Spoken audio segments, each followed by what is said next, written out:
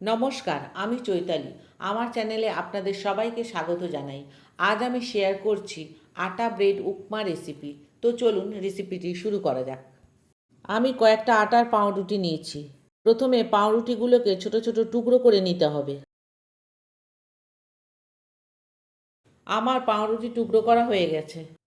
এখন কড়াইতে rice bran oil দিয়ে দিলাম। তেল গরম হলে এক মুঠো চীনাবাদাম ভেজে নিচ্ছি।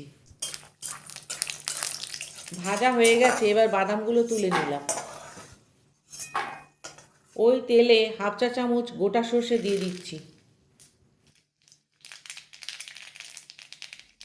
তারপর 7-8টার মতন কারি পাতা আর কাঁচা লঙ্কা কুচি দিয়ে দিলাম। ফোড়ন থেকে সুন্দর গন্ধ বেরোলে একটা মাঝারি সাইজের পেঁয়াজ কুচি দিয়ে দিচ্ছি। পেঁয়াজটা ট্রান্সপারেন্ট হওয়া পর্যন্ত নাড়ব।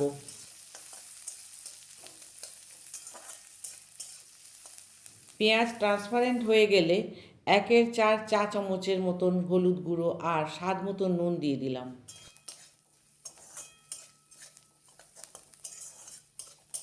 একটু নেড়ে নিয়ে কেটে রাখা পাউরুটির টুকরোগুলো দিয়ে দিচ্ছি।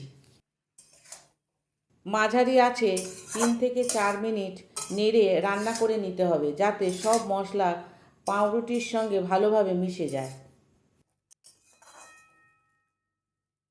এখন গ্যাস বন্ধ করে লেবুর রস দিয়ে দিচ্ছি। এবার 30 থেকে 40 সেকেন্ড আলতো করে মিশিয়ে নিতে হবে। বেশি জোরে নাড়লে পাউরুটির টুকরোগুলো ভেঙে যেতে পারে।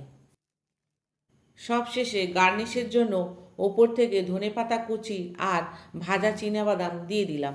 তৈরি হয়ে গেল সুস্বাদু আটা ব্রেড উপমা। এই ভিডিওটি কেমন লাগলো আমায় কমেন্টে জানাবেন। ধন্যবাদ।